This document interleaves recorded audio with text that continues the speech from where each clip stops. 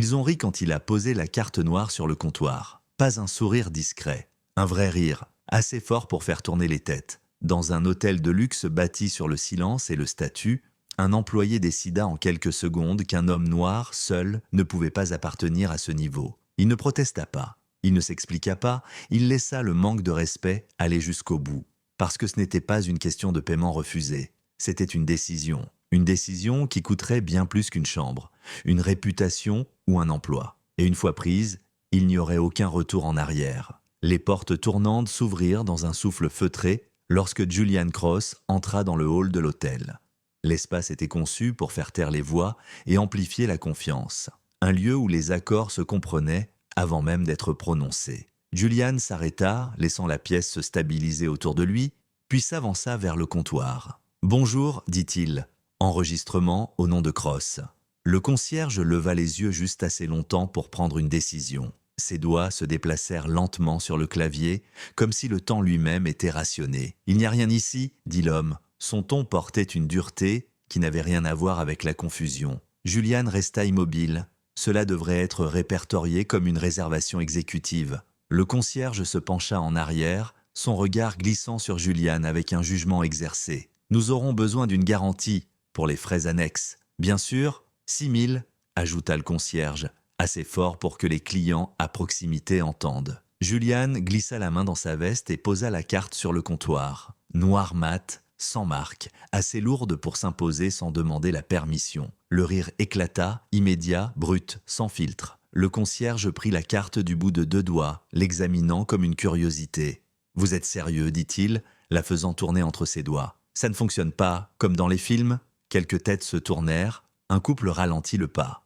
L'instant s'étira, se nourrissant de l'attention. Julian ne réagit pas. « Regardez bien » dit le concierge en tapotant l'écran avec théâtralité. Ça va être refusé. Il ne l'avait même pas encore passé. Julian leva la main. Ce ne sera pas nécessaire. Le concierge ricana, peu nerveux. Non, répondit Julian calmement. J'ai changé d'avis. Cela fit hésiter le concierge. Julian reprit la carte et la rangea. Puis il sortit son téléphone et le déverrouilla. Regard stable. Geste précis.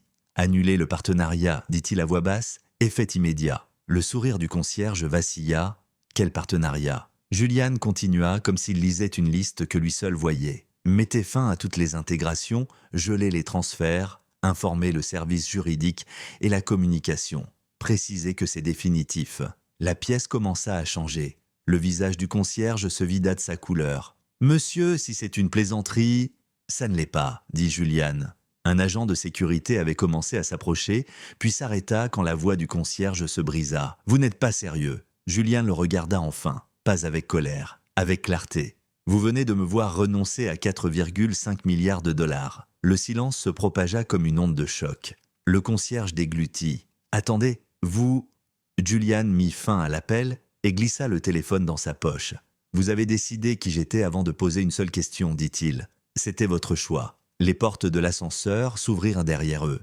Des dirigeants en sortirent précipitamment, les voix se chevauchant, les téléphones collés aux oreilles. L'un d'eux aperçut Julian et pâlit. « Monsieur Cross, dit-il à bout de souffle, il y a eu un malentendu. » Julian secoua la tête une fois. « Non, il y a eu une démonstration. » Le concierge recula, renversant un pot d'astilo qui tomba au sol. « Je ne savais pas, murmura-t-il. »« Vous ne vouliez pas savoir ?» répondit Julian. « Ce n'est pas la même chose. » Le dirigeant regarda le comptoir, puis le concierge, puis Julian. « On peut arranger ça. » L'expression de Julian ne changea pas. « Vous ne pouvez pas. » Un responsable attrapa le concierge par le bras, le tirant sur le côté, des mots sifflés à voix basse. Les clients faisaient du semblant de ne pas regarder, tout en regardant quand même. Julian prit sa mallette. Cet accord reposait sur la confiance, dit-il sans s'adresser à quelqu'un en particulier. La confiance ne survit pas au ridicule. Il se dirigea vers la sortie. « S'il vous plaît », dit le dirigeant en le suivant. « Parlons-en à l'étage. »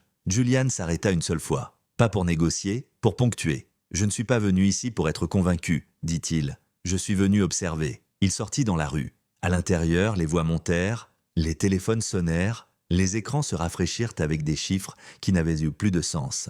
Le concierge s'effondra sur sa chaise, les mains tremblantes, la compréhension arrivant trop tard pour compter. Dehors, Julian se fondit dans le flux de la ville. Il avait des lieux où aller, Des décisions à finaliser, des partenaires qui comprenaient le prix des suppositions. Lorsque la direction de l'hôtel rédigea sa première excuse, l'annonce avait déjà été publiée. Les marchés s'ajustèrent, d'autres chaînes appelèrent, le silence le suivit comme une conséquence qu'il n'avait plus besoin d'expliquer. Julian ne se retourna pas. Il n'éleva jamais la voix. Il ne protesta jamais. Il retira simplement quelque chose qui ne leur avait jamais été garanti au départ. Et dans un hall conçu pour impressionner les puissants, l'absence qu'il laissa derrière lui dit tout ce qu'ils avaient au besoin de comprendre. Si ce moment t'a mis mal à l'aise, tant mieux, c'est le but. Aime cette vidéo si tu penses que le respect doit précéder les suppositions.